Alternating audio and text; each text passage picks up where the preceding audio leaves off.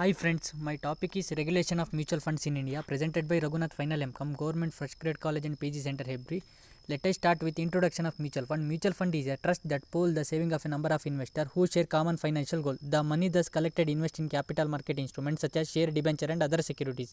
In simple meaning, mutual fund means pooling the money with saving number of investors getting high return in the future. Then I have compared to stock market performance and mutual fund performance in India. The result is mutual fund is better because facing low risk, getting high return and safety investment process. In a stock market, getting high return and high risk, it is not safety investment process. Then I have taken the sample test in our classroom. Total 17 response. Majority people says that mutual fund is better. Other people says that stock market is better. It believe that 64.7% is mutual fund is better. 35.3% is stock market better. I think mutual fund is better because facing low risk, getting high return and safety investment process. Then how mutual fund works?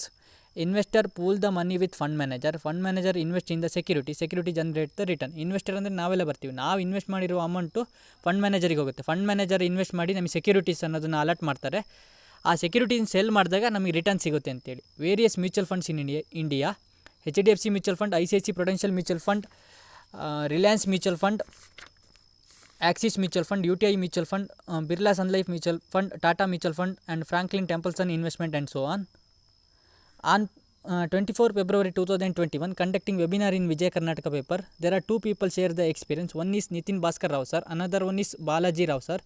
They started the investment in 2005. They had chosen ICICI Prudential share. They says that investment is not only short term process, it is a long term process. They says the one strategy investment is children fees like LKG up to SLC, how much cost incurred in the future days, analyze and keep the money in long term. Then discuss with the fund structure. Fund sponsor means who started LIC or mutual fund. Next to board of trustees for look after any problem happened. Next asset management company determine the return to investor. Next depository who maintain the record. Next agent send the reporter details to the unit trust holder. Custodian means maintain the financial transaction. Then various types of mutual fund. Mutual fund there are classified into two types. One is by maturity period, another one is by investment objective. By maturity period sub classified into two types. One is open ended, another one is closed ended. Open ended means at any time can purchase and also sell at any time. Free entry and free exit. ಯಾವಾಗ ಬೇಕಾದ್ರೆ cell ಮಾಡ್ಬೋದು, ಯಾವಾಗ ಬೇಕಾದ್ರೂ buy ಮಾಡ್ಬೋದು. Next close ended, this scheme have interval or periods, ಅಂದರೆ interval ಪೀರಿಯಡಲ್ಲಿ ಮಾತ್ರ sell ಮತ್ತು ಬೈ ಮಾಡೋಕ್ಕಾಗುತ್ತೆ ಅಂತೇಳಿ. ನೆಕ್ಸ್ಟ್ ಬೈ ಇನ್ವೆಸ್ಟ್ಮೆಂಟ್ ಆಬ್ಜೆಕ್ಟಿವಲ್ಲಿ ಈಕ್ವಿಟಿ ಫಂಡ್ ಅಂದರೆ investment in equity share and instrument. Next income fund is invested in fixed income securities or regular income securities. Next balance fund ಅಂದರೆ it both equity and income generate the security invested in mixture of debt and equity. Next money market fund, investment in money market instrument. Next gilt fund, issuance of government securities. Next index fund andre investor go under invest in Sensex or Nifty.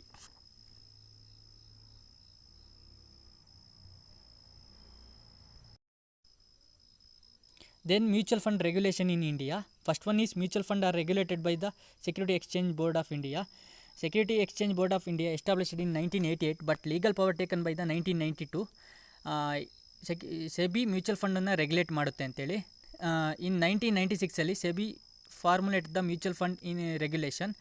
1996 SEBI mutual fund regulation ಅನ್ನೋದನ್ನು ಪವರನ್ನು ತಗೊಂತು ಅಂತೇಳಿ. Next Security Exchange Board of India is additional the apex regulatory of capital market and its intermediaries.